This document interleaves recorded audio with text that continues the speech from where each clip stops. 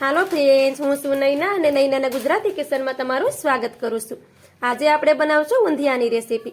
આ રીતે ઊંધિયું તમે ઘરે એકવાર બનાવશો તો બહારનું ઊંધિયું તો તમે ભૂલી જ જશો. તો મારી રેસીપી તમને સારી લાગે તો ચેનલને સબસ્ક્રાઈબ કરી દેજો. તો ચાલો રેસીપી બનાવવાનું ચાલુ કરીએ. આજે આપણે બનાવવાના છે ઊંધિયાની રેસીપી. તેના માટે આપણે 250 ગ્રામ જેટલું સુરણ લીધું છે અને સુરણને આપણે સારી રીતે એના સાલ ઉતારી અને પાણીથી ધોઈ લીધું છે અને આવી રીતે એને મોટા ટુકડામાં જ કાપી લીધું છે. આપણે બિયા બટેટાને પણ મોટા ટુકડામાં કાપી લીધા છે. બિયા આપણે શક્કરિયા લીધા હતા તેને પણ આ રીતે મોટા ટુકડામાં કાપી લીધા છે. અને થોડીક આપણે સુરતી પાપડી લીધી છે ને થોડાક આપણે તુવેરના દાણા લીધા છે ને થોડીક આપણે આ રીતે સરંગવાની શીંગ લીધી છે અને એક રીંગણું લીધું છે. તેને આપણે પાણીમાં જ રાખ્યું છે કે રીંગણું કાળું ન પડે ને કડવું ન થાય. જો આપણે એને બારું રાખીએ તો એ કડવું થઈ જાય. તો બધા શાકભાજી આપણે ધોઈને જ લીધા છે અને મોટા ટુકડામાં કાપી લીધા છે. આમાં શાકભાજી કોઈ પણ તમે તમારા હિસાબ પ્રમાણે પણ નાખી શકો. તમને કોઈ પણ શાકભાજી ગમતા હોય તે શાકભાજી તમે ઊંધિયામાં નાખી શકો છો. તો હમણાં આપણે આ શાકભાજીને સાઈડ પર રાખી દઈશું. પહેલાં તો આપણે તેના માટે ગોટી બનાવીને રેડી કરીશું. ગોટી બનાવવા માટે આપણે મેથીની ભાજી લીધી છે અને તેને આપણે ધોઈ અને આ રીતે નાના ટુકડામાં કાપી લીધી છે. તેને આપણે એક વાસણમાં નાખી દઈશું. હવે તેની સાથે આપણે અડધી વાટકી ભરીને બેસન નાખી દઈશું. 3 ચમચી ભરીને આપણે ઘઉંનો લોટ લીધો છે જેનાથી આપણે રોટલી બનાવતા હોય. તમારી પાસે જાડો લોટ હોય ભાખરીનો તો તે પણ તમે લઈ શકો. 2 ચમચી ભરીને આપણે રવો નાખી દઈએ. તમારી પાસે ઘઉંનો જાડો લોટ હોય તો તે પણ તમે નાખી શકો. મારી પાસે નથી અત્યારે એટલે મેં રવો નાખ્યો છે. હવે આપણે તેમાં મસાલા કરી નાખીએ. સ્વાદ પ્રમાણે મીઠું નાખી દઈએ. આપણે આદુ અને મરચાંની પેસ્ટ નાખી દઈએ અડધી ચમચી ભરીને. થોડાક આપણે અજમા નાખી દઈએ. થોડુંક આપણે લાલ મિરચું નાખી દઈએ. અડધી ચમચી ભરીને આપણે હળદર નાખી દઈએ. 1 ચમચી ભરીને આપણે ખાંડ નાખી દઈએ. તેમાં આપણે અડધું પાવડું ભરીને તેલ નાખી દઈશું. 2 પિંચ જેટલો આપણે ખાવાનો સોડા નાખી દઈશું અને તેની ઉપર આપણે થોડુંક લીંબુનો રસ નાખી દઈશું. હવે આપણે બધી વસ્તુને સારી રીતે મિક્સ કરી દઈશું. આ રીતે પહેલાં મિક્સ કરી દેવાનું ને આપણે એમાં જરૂરિયાત પ્રમાણે પાણી નાખવાનું. પછી જરૂર પડે તો નાખવાનું, નકર નહીં નાખવાનું, કેમ કે ભાજીમાંથી પણ પાણી છૂટું પડે છે. તમે જોઈ શકો છો કે આપણે આમાં પાણી નથી નાખ્યું અને આ બધું જ વસ્તુ આપણી સારી રીતે મિક્સ થઈ ગઈ છે. તમારે આમાં જરૂરિયાત હોય તો પાણી નાખી શકો, નકર નહીં નાખવાનું. તો આવી રીતે સારું એવું એને મિક્સ કરી દેવાનું. તમારે વધારે ગોટી બનાવવી હોય તો તમે વધારે ભાજી પણ લઈ શકો. તો આવી રીતે આપણે બધી વસ્તુને સારી રીતે મિક્સ કરી દીધી છે, તમે જોઈ શકો છો. હવે આપણે હાથને સાફ કરી લેશું અને પછી તેમાંથી ગોટી બનાવશું. હાથોને આપણે સાફ કરી લીધા છે. હવે આમાંથી આપણે ગોટી બનાવશું. તો આ રીતે થોડો થોડો લોટ લેવાનો અને ગોળ ગોળ આવી રીતે કરવાનું. આ હાથોમાં બિલકુલ પણ નહીં ચોટે. જો તમે તો આ રીતે એની નાની નાની ગોટી કરી લેવાની અને તેને આપણે એક થાળીમાં રાખતા જઈએ. તો આવી રીતે આપણે બધી ગોટી કરી અને તૈયાર કરી લેશું. તો આવી રીતે આપણે બધી ગોળી વાળીને રેડી કરી લીધી છે. ગોળી વાળતા તમને જરાય લાગે કે આ હાથમાં સોટે છે તો તમે હાથોમાં તેલ પણ લગાડી શકો અને પછી તમે આ રીતે એને ગોળા વાળી શકો. તો આને પણ આપણે સાઈડ પર રાખી દઈશું. પહેલાં આપણે એક પેસ્ટ બનાવીને રેડી કરશું. પેસ્ટ બનાવવા માટે આપણે અહીં મિક્સરનું જાર લીધું છે. તો આપણે અહીં થોડુંક લીલું લસણ લીધું છે. લીલા લસણના આપણે પાંદડા લીધા છે અને સફેદ ભાગ છે તેને આપણે વઘારમાં વાપરશું. થોડાક આપણે લીલા ધાણા લીધા છે. થોડાક આપણે તીખા મરચાં અને મોળા મરચાં બંને મિક્સમાં લીધા છે. તમે એકલું તીખું ખાતા હોય તો એકલા તીખા મરચાં પણ લઈ શકો અને એક ટુકડો આપણે આદુનો લીધો છે. તો બધી વસ્તુને આપણે મિક્સરના જારમાં નાખી દઈશું.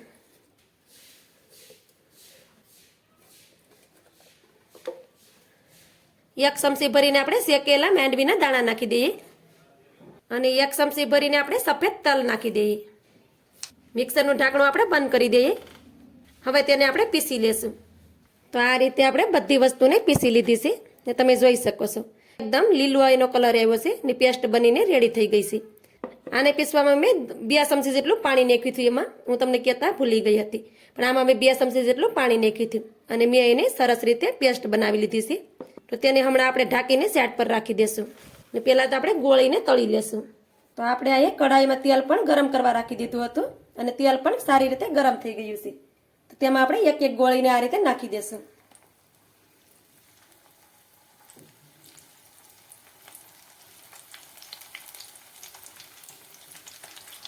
તો આ રીતે એને સૂટી સૂટી જ નાખવાની, એકબીજા સાથે સોટે નહીં. ગેસને આપણે ધીમો કરી દઈશું અને આને આપણે ફેરવતા જાય અને સારી રીતે આપણે એને તળી લેશું. તો આવી રીતે એને ફેરવતા જઈને આપણે તળી લેવાની. એનો કલર થોડોક ચેન્જ થાય ત્યાં સુધી આપણે એને તળવાની. અને આપણે એને ધીમા ગેસે તળશું તો એ અંદર સુધી પાકી જશે સરસ રીતે. તો આ રીતે આપણે ગોટીને ફેરવતા જાય અને એનો કલર ચેન્જ થયો ત્યાં સુધી આપણે પકાવી લીધી છે. તમે જોઈ શકો છો કે ગોટી આપણી સરસ એવી પાકી ગઈ છે. તેને આપણે કાઢી લેશું. ગોટી સડી જાય એટલે એનો કલર પણ આ રીતે ચેન્જ થઈ જાય છે. તેને આપણે એક થાળીમાં કાઢી લેશું. હવે આપણે તેલમાં સકરિયાના ટુકડા પણ નાખી દેશું, કેમ કે એને પણ આપણે તળી લેવાના છે. અને એની સાથે આપણે બટેટાને પણ નાખી દેશું અને તેને પણ આપણે ફેરવતા જઈ અને તળી લેશું. તો અહીંયા આપણે બટેટા અને સકરિયાને પણ ફેરવતા ગયા છે અને એને પણ તળી લીધા છે. તો તેને પણ આપણે કાઢી લેશું, કેમ કે આને આપણે હાવ ઓવરકુક નથી કરવાના. તેને પણ આપણે ગોટી ભેગા જ કાઢી લેશું. આ રીતે સકરિયા અને બટેટા થોડાક એવા સડી જાય એટલે એને કાઢી લેવાના. હવે તેમાં આપણે કંદના ટુકડા નાખી દેશું અને તેને પણ આપણે તળી લેશું. આવી રીતે ફેરવતા જાય અને એને તળશું આપણે. તો આ રીતે આપણે કંદને પણ ફેરવતા ગયા છે અને તેને પણ આપણે તળી લીધા છે. તો આપણે ફ્લેમને બંધ કરી દેશું અને તેને પણ આપણે કાઢી લેશું. તો તેને પણ આપણે થાળીમાં જ કાઢી લેશું આ રીતે. તો આપણે કંદના ટુકડા પણ આ રીતે કાઢી લીધા છે. તો બધી વસ્તુ આપણે તળાઈને રેડી થઈ ગઈ છે. હવે તેને આપણે સાઈડ પર રાખી દેશું ને આપણે લેવાનું છે કુકર. કુકરમાં આપણે શાક બનાવવાનું છે. આ તેલને આપણે બીજા ચૂલા પર રાખી દેશું. તો આપણે આ શાક બનાવવા માટે કુકરને પણ ગેસ પર રાખી દીધું છે. હવે તેમાં આપણે 3 પાવડા ભરીને તેલ નાખી દઈએ, કેમ કે ઊંધિયામાં તેલ ઝાઝું જ નાખવાનું હોય છે. 3 પાવડા ભરીને આપણે તેલ નાખી દીધું. તેલને આપણે સારી રીતે ગરમ થવા દેશું. તેલ આપણું સારી રીતે ગરમ થઈ ગયું છે. તેમાં આપણે અડધી ચમચી ભરીને જીરું નાખી દઈએ. થોડાક આપણે અજમા નાખી દઈએ. તેમાં આપણે 2 તમાલપત્ર અને એક આપણે તજનો ટુકડો લીધો છે તેને પણ નાખી દઈએ. એક આપણે હુકેલું લાલ મિરચું નાખી દઈએ અને થોડુંક આપણે લીલું લસણ નાખી દઈએ. તેનો આપણે સફેદ ભાગ લીધો છે. તો બધી વસ્તુ સારી રીતે સકળાઈ ગઈ છે. હવે તેમાં શાકભાજી નાખી દઈએ. આપણે પહેલાં હિંગુ નાખી દઈએ, તુવેરના દાણા નાખીએ અને સાથે પાપડી પણ નાખી દઈએ અને સારી રીતે મિક્સ કરી દઈએ. થોડીક વાર આપણે ગેસને ધીમો કરી દઈએ અને બધી વસ્તુને સારી રીતે મિક્સ કરીએ. તેની સાથે આપણે રીંગણાને પણ નાખી દઈએ અને તેને પણ મિક્સ કરી દઈએ. બધી વસ્તુને થોડીક વાર આપણે પાકવા દઈએ. તો આપણે બધી વસ્તુને થોડીક વાર પાકવા દીધી છે. હવે તેમાં આપણે સ્વાદ પ્રમાણે મીઠું નાખીએ. અડધી ચમચી ભરીને હળદર નાખી દઈએ અને આપણે જે પેસ્ટ બનાવીને રાખી છે તેને પણ નાખી દઈએ. તો મિક્સરમાં પણ થોડીક પેસ્ટ લાગી છે, તેમાં પાણી નાખી અને તેને પણ નાખી દઈશું. તો આપણે તેમાં પણ 1 ચમચી જેટલું પાણી નાખ્યું છે અને આ રીતે ફેરવી લેશું અને તેને પણ નાખી દઈશું. હવે સારી રીતે બધી વસ્તુને મિક્સ કરી દઈએ અને આપણે આને 2 થી 3 મિનિટ સુધી પાકવા દઈએ. આ બધી વસ્તુને આપણે 3 મિનિટ સુધી પાકવા દીધી છે અને ઉપરથી તેલ દેખાય છે, તમે જોઈ શકો છો.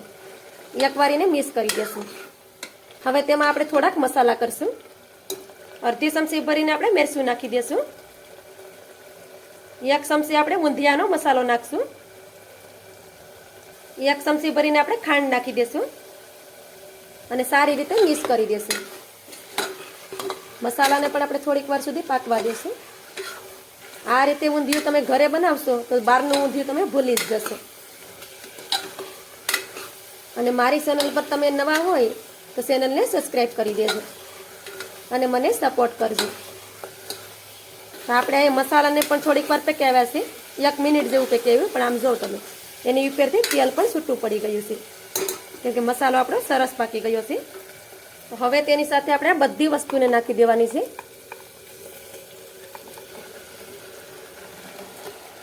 અને સારી રીતે તેને મિક્સ કરી દેશું મસાલા સાથે. આવી રીતે ઊંધિયામાં હેરેંગવાની હિંગુ અને પાપડી હોય તો જ ઊંધિયું ખાવામાં મજા આવે.